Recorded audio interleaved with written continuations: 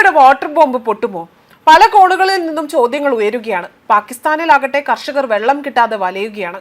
മാത്രമല്ല, സിന്ധു നദിയിലെ വെള്ളം നിലച്ചതോടുകൂടി തന്നെ ഏറ്റവും കൂടുതൽ ബുദ്ധിമുട്ട് അനുഭവിക്കുന്നത് പഞ്ചാബിലെ കർഷകരാണ്. ഇവിടെ ഖാരിഫ് വിളയെ വെള്ളമില്ലായ്മ പ്രതികൂലമായി തന്നെ ബാധിച്ചിരിക്കുകയാണ്.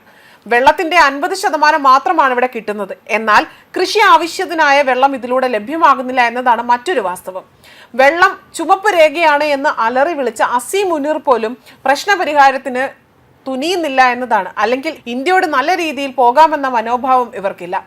രാജ്യത്തെ ജനങ്ങൾ പട്ടിണി കിടന്ന് മരിച്ചാലും കുഴപ്പമില്ല, തങ്ങൾക്ക് ഭീകരവാദം വളർത്തിയാൽ മാത്രം മതി എന്ന മനോഭാവമാണ് ഇക്കൂട്ടർക്കുള്ളത്. അതായത് ഇതിനെല്ലാം കാരണം.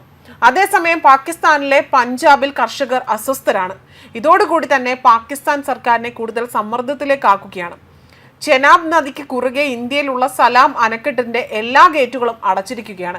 ഇതിൽ ചെനാബ് നദിയിലേക്കുള്ള നീരൊഴുക്ക് കുറഞ്ഞിരിക്കുകയും സിന്ധു നദിയിൽ നിന്നുള്ള വെള്ളം ഇന്ത്യൻ നൽകില്ല എന്നത് പാകിസ്ഥാനിലെ പഞ്ചാബിൽ ഖരീഫ് വിളയെ പ്രതികൂലമായി തന്നെ ബാധിക്കുന്നു. അത് പഞ്ചാബ് കർഷകരാണ് വ്യക്തമാക്കുന്നത്. പഞ്ചാബിലെ ജലം നദിയിലെയും സിന്ധു നദിയിലെയും നീരൊഴുക്ക് കുറഞ്ഞിരിക്കുകയാണ്. ഇത് പാകിസ്ഥാനിലെ കർഷകരെ ബാധിക്കുന്നുണ്ട്. ചെനാബ് നദിയിലെ നീരൊഴുക്കാണ് വലിയ തോതിൽ ഇപ്പോൾ കുറഞ്ഞിരിക്കുന്നത്. ഇൻഡസ് റിവർ സിസ്റ്റം അതോറിറ്റി കണക്ക് പ്രകാരം 1.288 ലക്ഷം ക്യൂസെക് ജലമാണ് ജൂൺ 2 ലഭിച്ചത്. കഴിഞ്ഞ വർഷത്തെ അപേക്ഷിച്ച് 14,800 ക്യൂസെക്സ് ജലം കുറവാണ്. ഇന്ത്യ ആകട്ടെ പാകിസ്ഥാനെ ഇന്ത്യയിൽ നിന്നും നൽകുന്ന ജലത്തിന്റെ അളവ് സംബന്ധിച്ച് റിപ്പോർട്ട് നൽകുന്നതുമില്ല. 1960 കരാർ റദ്ദാക്കിയതിനാലാണ് ഈ വിവരം നൽകുന്നതെന്നും ഇന്ത്യ നൽകിയത്. സിന്ധു നദിയിൽ നിന്നും പാകിസ്ഥാനിലെ പഞ്ചാബിലേക്കുള്ള വെള്ളത്തിന്റെ ഒഴുക്കിൽ 10.3% കുറവുണ്ട്. പാകിസ്ഥാനിൽ തെക്ക് പടിഞ്ഞാറ് മൺസൂൺ 4 ആഴ്ച കൂടി വൈകുമെന്നതിനാൽ തന്നെ ജലപ്രതിസന്ധി കൂടുതൽ പ്രശ്നമാകാൻ സാധ്യതയുമുണ്ട്.